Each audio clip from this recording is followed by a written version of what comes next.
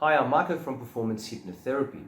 Why would we want to establish and maintain good relationships? Well, the research shows that having quality social relationships is an important factor, if not the most important factor, in happiness, mental well-being, and long-term enduring satisfaction in life. Researchers on the topic of happiness did something interesting. They took a lot of research subjects and they separated them into groups, into the very happy people, the happy people, and the unhappy people. And so the very happy people were the top 10% of people in terms of the happiness scale.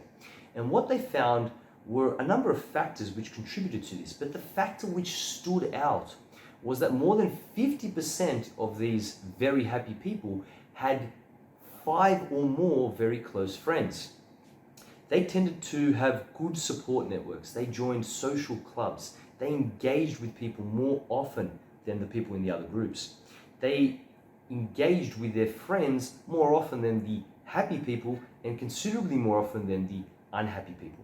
This is no surprise because we know that not engaging and not having many social relationships leads to loneliness, which can lead to unhappiness.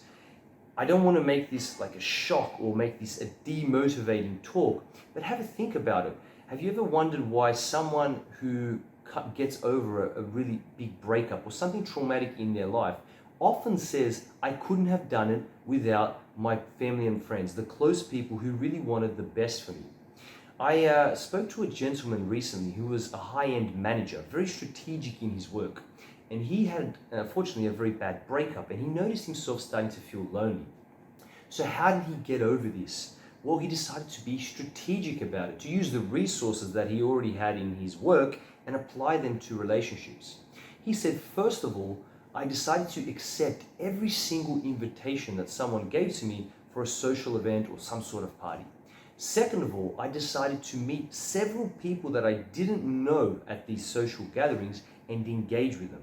And third, I decided to take the phone number or connect somehow with at least one of these people and catch up with them again in the future, whether that be a walk in nature or to have a coffee, whatever it may be.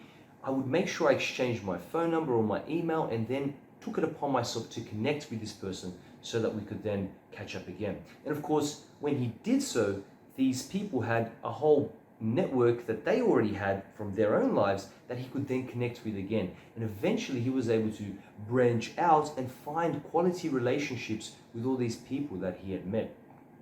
For some people, that may not be the best thing to do. Some people like to do it more organically.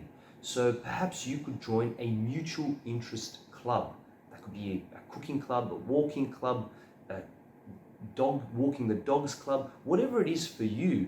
Find something that's interesting to you and you will find a club which has people who have that same interest. The other day at my local square, I saw a group of elderly gentlemen playing chess, and I just sat there curious as I observed how much they were enjoying playing chess against each other. And because this was their interest, this was the thing that they loved to do. And they found a mutual group on the internet who likes to play chess, and now they're enjoying this time, this reciprocity, this empathy, and this strategy of playing chess with each other. I resisted the temptation to join, but I will join next time. But I thought, wow, how interesting. Anyone can do it. There are people who have mutual interests all around the place, and all we have to do is get together. And the internet gives us that opportunity to get together. What's another thing you could do? Well, if you're not comfortable with that, you could reconnect with someone from the past. You could send a message, a WhatsApp message or an email, or over social media, you could connect with someone who you used to know, who you had a good relationship with, but for whatever reason, you simply drifted apart.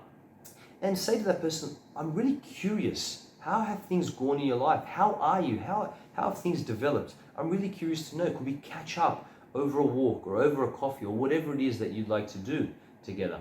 And then really get curious with that person. Find out how their life is, how their life has developed.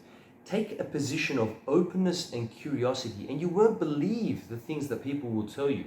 You won't believe the connections you can make.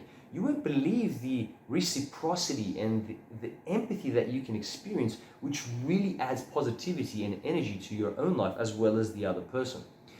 What about if you're not comfortable with any of those things? Well, what about talking to a stranger? Walking up to the local person at the shop and just giving a little contribution to them. Hey, how was your day? Oh, good, that's great to hear.